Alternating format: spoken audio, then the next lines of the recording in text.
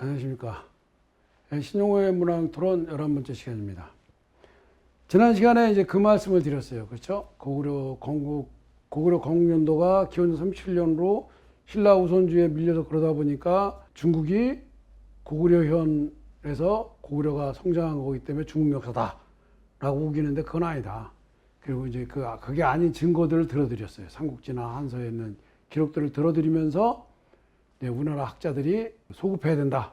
그런 이유까지 다 말씀드렸는데, 북한의 손영종이 이제 가장 먼저 기원전 277년, 어떻게 보면 가장 먼저는 아니지만 이렇게 합법적, 그러니까 이렇게 좀 인정받을 수 있게 그 설을 세운 거죠. 그래서 그 손영종도 똑같은 얘기를 했어요. 기원전 6국 900년설, 그 고구려가 생긴 지 900년이 됐다라는 그 시어사 가원축의 얘기, 그 다음에 고구려현의 기록. 고구려현이 있다는 건 그 고구려가 있었기 때문에 그 고구려현이 생긴 거다.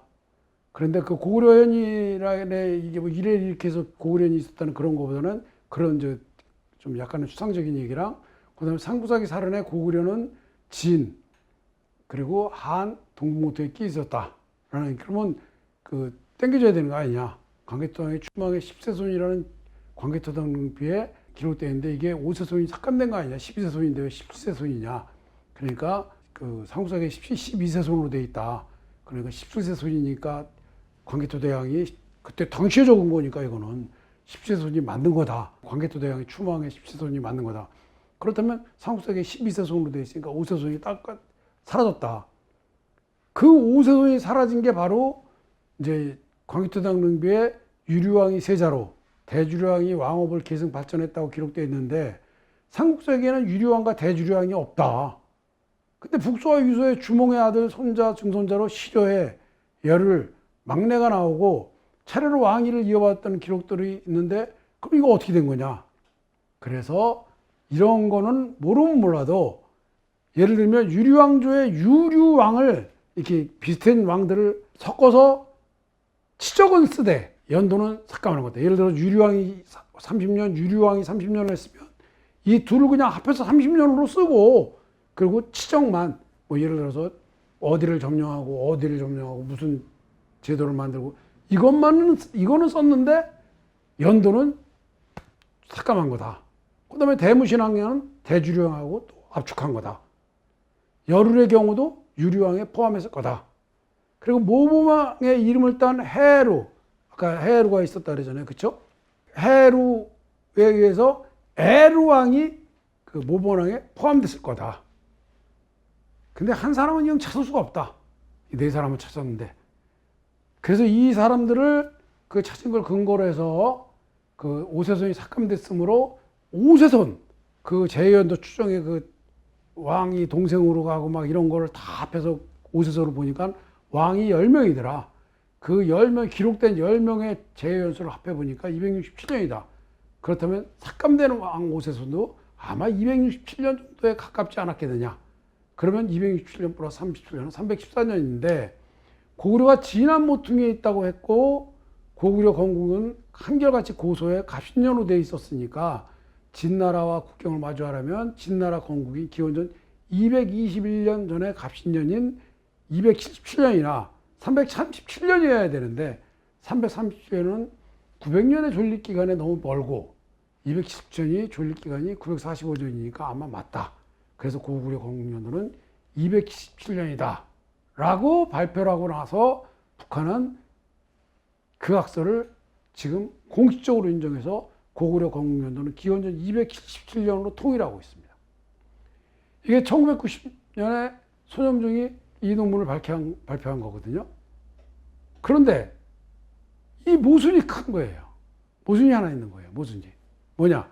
고구려 건국연도가 기원전 277년이라면 고구려는 진한의 동쪽 모퉁이가 동북쪽이 아니라 연진한의 동북쪽이라 그래야 돼요. 손영종 스스로도 그 논문에다가 뭐라고 썼냐면, 연나라가 고구려와 국경을 마주하다 기원전 222년에 말망했고 라고 써놨어요. 그런데 그럼 연진한이라 그래야죠. 연나라를 빼고 왜 기원전 221년부터 시작된 진나라랑 한나라만 표기를 해요. 그 말이 안 되는 거죠. 그렇죠? 그러니까 여기서도 하나 이제 자기 스스로 그 연나라가 220년에 멸망해갖고 221년부터 이제 진나라랑 국경을 마주했다 그래놓고 나서 그리고 그 다음에 두 번째 오세손이라 그래서 10명이라고 하는 거는 이게 부당한 거죠. 왜? 앞에는 분명히 말해서 5명이 사라졌어요. 오세손이지만 그 소영종 스스로도 5명이 사라졌다고 그랬거든. 그러면 근데 10명을 해서 267년을 잡는 것 자체가 무리죠. 그 다음에 945년을 갖고 900년이라고는 안 그래요, 보통. 역사 얘기할 때 900년, 그러면 850년 이상, 900년 뭐 안 되는 거, 이거를 약 900년 이렇게 얘기하죠.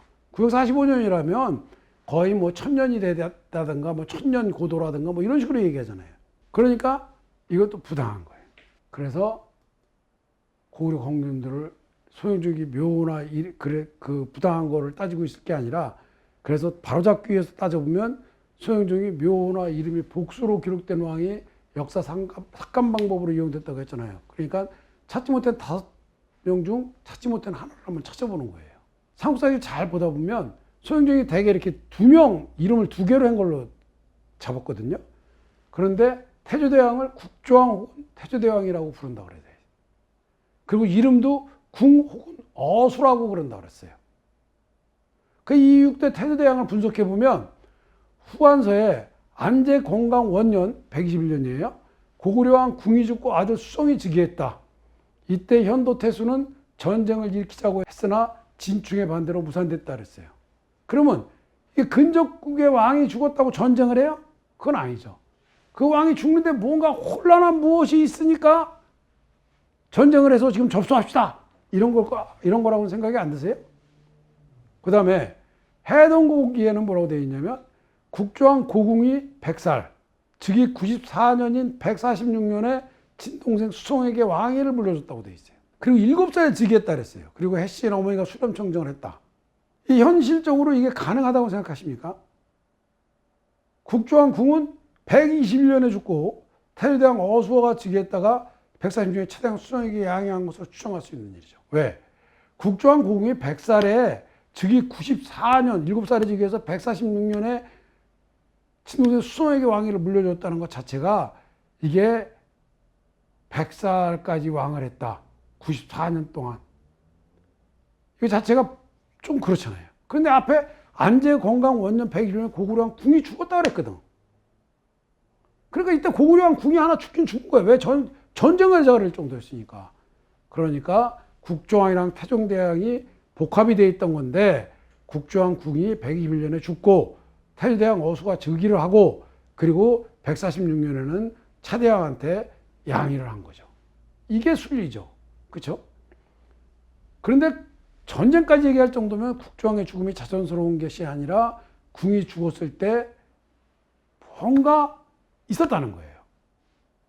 그거를 뭔가 그 왕권에 대한 뭐 반란이나 뭐가 있었는데 이게 뭘까라고 삼국사기에 찾아보면 태조대왕의 아버지인 제사가 자신의 돌아오는 왕위를 아들에게 양보했다는 기록이 있어요. 또 태조대왕의 동생인 차대왕이 자기한테 양위를 안 해준다 그래갖고 반란을 계획해요. 왜 아버지는 이렇게 했는데 형은 나한테 안 해주냐. 그러니까 우리 반란을 준비하자라는 기록이 나와요. 결국 이거는 제사가 두 아들하고 함께 반란을 일으켜서 그때 국조왕은 죽고 즉 121년에 죽고 태조대왕이 즉위한 것을 묘가 비슷하다는 점을 이용해서 이거를 혼합해서 역사를 삭감하는 데 이용하지 않았느냐. 이 얘기는 뭐 역사를 삭감하는 데 이용했다는 얘기는 제 얘기예요. 하지만 태조대왕이 그냥 정상적으로 즉위한 게 아니라 반란에 의해서 즉위했다는 얘기는 많은 학자들이 지금 논문으로 써놓은 게 많아요. 즉 태조대왕은 그냥 물려받은 게 아니에요. 반란에 의해서 즉위한 거예요. 삼국사기뿐이 아니라 다른 기록을 찾아서 많은 분들이 이 논문을 썼거든요. 즉 태조대왕이 국조왕하고 이게 같은 태조대왕이라 했지만 진짜 94년을 즉위한 게 아니라 94년을 그 왕으로 다스린 게 아니라 국조왕 거랑 같이 해서 깎아먹고 뭐 그 사이에 뭐 이렇게 왕이 있으면 또 깎아먹고 이래서 사실은 이게 국조왕하고 태조대왕을 짬뽕한 게 아니냐. 제가 주장하는 그거죠. 초기 고구려 왕은 고구려뿐이 아니라 뭐 다른 왕들도 마찬가지, 다른 왕조도 마찬가지. 초기에 이렇게 장자 세습이 제대로 된 적이 거의 없어요. 여러분 뭐 조선시대에는 장자 세습이 제대로 됐습니까? 그때도 장자 세습이 거의 안 됐잖아요. 막 왕자의 난 일어나고 세조가 뭐 단종 죽이고 뭐 이게 장자 세습이 쉽지 않잖아요. 마찬가지로 초고구려왕의 부자 세습은 부자 형제뿐만 아니라 대무신왕에서 형제인 민중왕에라 갔다가 또 대무신왕의 아들 모본왕에 갔고 또 태조대왕은 모본왕의 먼 지적인 제사의 아들로 이어지는 왕계보로 장자 세습이 원칙이 지켜지지 않아요. 그리고 더더욱이 태조대왕은 반란에 의한 게 아닌가라는 짙은 의혹까지 만들어요. 그래서 오세손이라는 의미는 장자 세습이 착착 됐을 때 오세손의 경우라는 게 큰 거지 장자 세습이 되었을 경우 5명이잖아요. 그러니까 오세손이라는 의미는 이렇게 갔다 이렇게 가고 막 이랬으니까 오세손이라는 의미는 그것보다는 장자로 이렇게 갔을 때를 생각해서 고연수만큼 줄었다고 생각해서 5명이라고 보는 게 타당할 거예요. 그렇게 보면 제2대 유리왕부터 6대 태조대왕 때까지 5명 왕의 제2연수가 165년이거든요. 거기에 37년을 더하면 202년이에요. 그리고 아까 말씀드린 대로 고구려 건국년대는 한결같이 고소의 갑신년으로 기록되어 있으니까 가장 가까운 갑신년은 기원전 217년이죠. 그럼 고구려 건국년대가 기원전 217년이 맞냐? 맞다. 그 이유를 대봐라. 첫째는 고구려가 진한의 동쪽에 있다는 삼국사기 사론하고 일치한다는 거예요. 비록 김부식이 실수로 적어놨지만 어쨌든 간에 기원전 221년에서 206년 그 사이에 217년에 생긴 거잖아요. 그러니까 668년에 망했잖아요. 그러니까 진한의 동쪽 모퉁이에 있다는 게 맞는 말이죠. 그 다음에 900년과도 일치하죠. 보장왕이 당나라에 항복한 668년까지는 885년, 보장왕이 요동주 도독, 즉 조선왕으로 불리다가 죽은 682년까지는 899년이에요. 900년설하고 딱 1년 차이 나요. 손영정이 말한 945년을 갖고 270년이라면 945년인데 그리고 죽은 해까지는 959년인데 이거를 900년이라고 했다기보다는 항복한 868년에는 885년 그리고 죽은 682년에 899년 딱 1년 차이 나는 이게 900년설하고 딱 맞는 거죠. 제가 이렇게 해놓고 여러분들한테 하나 진짜 속상해서 드리는 말씀은 중국과 일본은 지금 없는 역사도 날조예요. 그래서 그거를 바탕으로 날조된 역사를 바탕으로 영토를 강점하고 있어요. 근데 우리는 잘못된 것만 이렇게 뻔히 드러나는 게 지금까지 말씀드린 대로 또 지난 시간에 말씀드린 대로 이미 고구려는 기원전 108년 한사군이 설치하기 이전 즉 109년 한무제가 침략하기 이전에 이미 생겨있던 나라라는 게 고구려 현을 통해 드러났거든요. 그리고 중국 역사책을 위해서 드러났어. 그 우리는 이렇게 잘못된 것만 바로잡으면 많은 걸 얻어요. 그런데도 그 잘못된 거를 바로잡지 못해. 왜? 내가 갖고 있는 기득권을 버리기 싫은 거예요. 내가 갖고 있는 기득권을 버리면 나만 손해야. 왜 내가 그 짓을 해? 기원전 37년을 그냥 놔두면 이제까지 내가 뭐 강의 잘하고 교수 잘하고 또 내가 써놓은 책들 잘 팔리고 그랬는데 내가 왜 그거를 바꿔? 그게 억울한 거죠. 그래서 그걸 안 하는 거죠. 분명히 말씀드리면 그거는 식민사학자들보다 더 나쁜 거예요. 식민사학자들은 지난 시간에 제가 말씀드린 저 식민사학자 쟤는 그러니까 제 말을 믿으면 안 돼 라는 게 눈에 보여. 그렇지만 그걸 탁하게 잘 하면서 이것만은 안 돼. 왜? 그럼 뭐 할 게 없는 거죠. 그렇죠? 잘못된 게 알았을 때 과감하게 버릴 줄 아는 게 학자적인 양심이고 그게 사람의 도리죠. 뭐 제가 잘못 말씀드렸다면 죄송하지만 저는 그렇게 생각해요. 자, 그러면 고구려 건국년대가 진짜 그게 맞아? 그럼 한번 더 한 가지만 더 얘기해봐. 좋아요. 고구려와 부여의 건국신화를 분석한 고구려 건국년도를 한번 보자고요. 자, 부여는 논형에 보면 탕미국 시녀가 하늘에서 계란만한 크기로 내려와서 임신해서 출산했는데 그걸 뭐 가축우리에 버려도 안 되고 이렇게도 안 되고 그래서 결국 그냥 좋아. 아유 그래. 애기 낳아. 그래갖고 동명이라고 이름을 짓고 소와 말을 돌보는 일을 시키다가 이제 제가 나중에 큰 인물이 될 것 같아. 태어날 때부터 쟤는 보통 애가 아니었어. 그래서 죽이려고 그랬더니 도망가다가 어모수에 이르러서 물고기 등의 도움으로 건너서 부여에 도읍하고 왕이 됐다 그래요. 그러니까 여기 부여에 도읍했다는 거는 왕이 돼서 그 나라의 이름으로 부여라고 그랬는데 결국 이거는 부여라는 도시가 또 왕이 되고 이런 소국이니까 충분히 그럴 수도 있는 거지만 부여라는 나라가 이미 있었는데 거기에 새로운 세력인 동명이 와서 자리를 잡으면서 이런 탄생신화를 만든 게 아닌가 그런 생각도 사실 들어요. 그 동부여는 상구삭이랑 상유사에 보면 동명의 뒤를 이은 부여왕 헤브루에게 재상 아람불이 하늘의 명에 내 꿈에서 하늘의 명을 받았는데 우리 가서본 갈산하러 가야 된대더라. 그리고 여기는 천재의 아들이 내려온 데더라. 그래서 동부여는 갈산하러 가서본으로 가고 옛도읍에는 해모수가 내려와서 도읍을 했다. 그래서 그게 동부여인데 갈산하러 간 게 동부여인데 그 갈산하러 헤브루가 죽자 금화가 왕이었다. 그러니까 이제 동명왕에서 헤브루로 갔다가 금화로 간 거죠. 그 다음에 북부여는 임술년 4월 8일에 천재가 5마리 용을 끄는 수레를 타고 hul슬골성에 내려와서 국호를 북부여라고 해보면서 자신은 단군의 자손인 해모수다. 단군이 시니까요. 대단군이. 부여의 이대왕 헤브루는 동부여로 천도했다. 그리고 동명제가 북부여를 이어 일어나 졸본제도 오파여 졸본부여라 했다. 그게 고구려의 시뢰다. 이게 이제 북부여예요. 왜? 여기서 이 말씀을 드린 이유는 동명제는 그 고주몽은 해모수의 아들이라 그래요. 해모수가 그 뒤에 고구려 편에서 말씀을 드리면 해모수랑 정을 통해서 하백의 딸 유아가 이제 고주몽을 갖고 임신한 상태에서 그 말을 만나. 그래갖고 해모수가 나를 이렇게 해놓고 나서는 버렸어요. 그러니까 금화가 이 여자 이상하네. 그러면서 데려가요. 왜?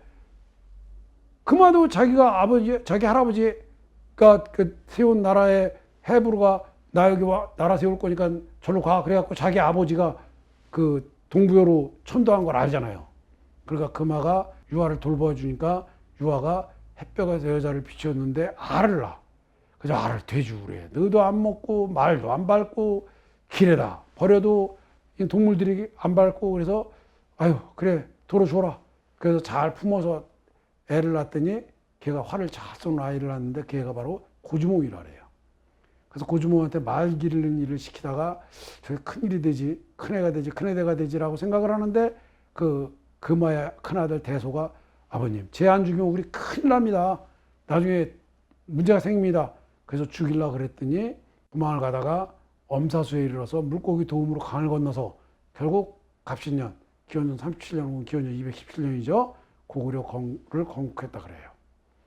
제가 기원전 217년이 고구려 건국연도라 그랬으니까 그 북부여가 만약에 북부여가 그 기원전 217년이 고구려 건국연도가 되면 북부여 건국연도는 기원전 지금 역사책에는 기원전 59년이라고 되어 있지만 239년이 되는 거예요. 근데 여러분 가만히 생각해 보세요. 우리나라 사전들 이렇게 보면 부여 그러면 3세기에 혹은 4세기에 건국했다 그러죠. 그러면 이미 부여 건국연대는 239년이 맞는 거예요. 그러면서 이미 다 드러난 얘기예요. 그런데 그거를 자꾸 안 한다는 거는 문제가 있는 거죠. 이 고구려 건국신화, 부여 건국신화를 분석했으니까 이 분석된 그 건국신화를 가지고 고구려 건국연도가 기원전 217년이 맞다는 것을 다음 시간에 증명해 드리겠습니다. 감사합니다.